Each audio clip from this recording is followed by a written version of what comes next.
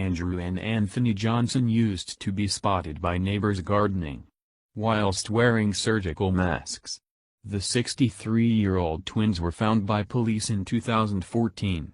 Both men were found reclining in armchairs.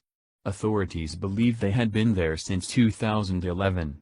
The mummified body of a Chicana author, activist, and teacher were discovered inside her memento-filled apartment on Zia Road in Santa Fe, New Mexico home in May 2013.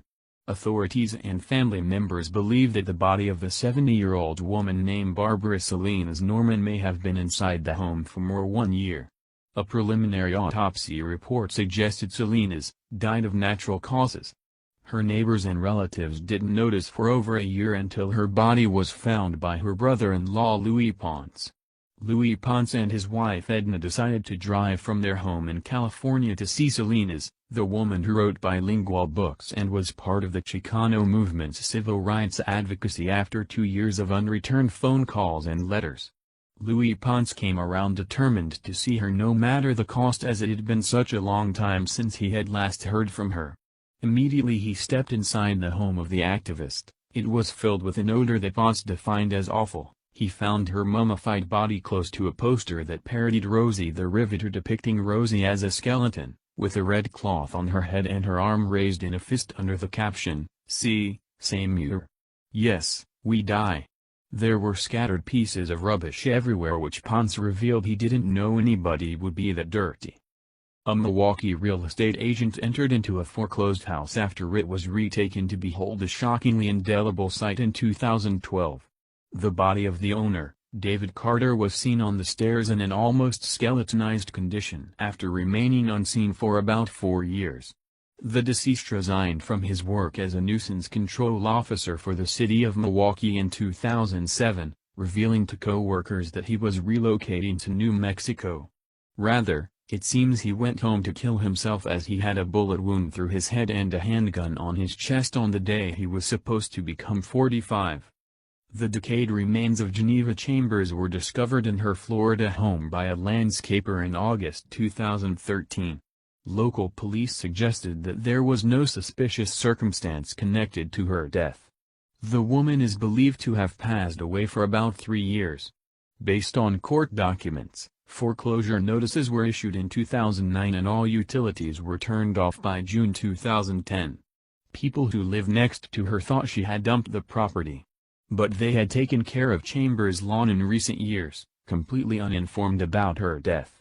Investigators learned that Chambers preferred privacy when she was alive, telling neighbors to stay away from her property and turning away unknowingly a woman who offered her cookies.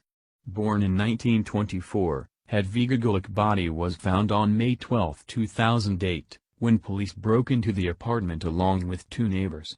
The woman had seemingly prepared herself a cup of tea before sitting in her most preferred armchair in front of her black and white TV. Croatian police disclosed that she was last seen by neighbors in 1966, when she would have been 42 years old. Her neighbors thought she had moved out of her flat in Zagreb or have traveled abroad, as she had earlier mentioned. A source revealed inexplicably that neighbors had been paying the missing woman's utilities and rent for decades, and has told police to investigate the apartment, which the department had refused until its discovery.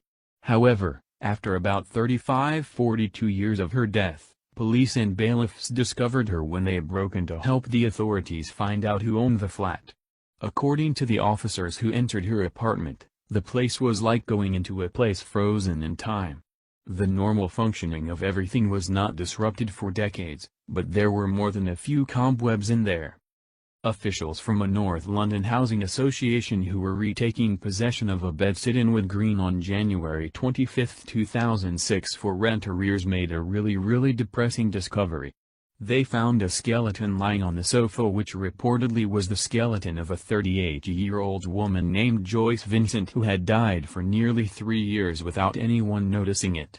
Her TV set was still on tune to BBC One, and a tiny heap of unopened Christmas presents lay on the floor. Her kitchen sink was filled with dirty dishes and a mountain of post lay at the back of the front door. It was almost impossible to determine the cause of the death, as the body has already decomposed, but police thinks that Vincent's death was caused by natural causes. The remains of a man, donning pajamas, is believed to have been dead for over 15 years in an abandoned house. The skeleton was discovered in city of Lille, and French police are trying to identify the body, which is believed to be that of the elderly owner of the property who lived alone and seemed to have no family. Investigators found heaps of unread posts in the house dating back to 1996.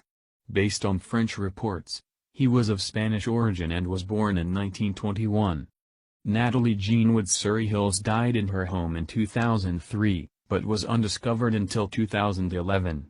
She died at the age of 86, months after being diagnosed with a brain tumor, and lay unfound on the floor of her bedroom until her body was discovered when police searched her old home in 2011.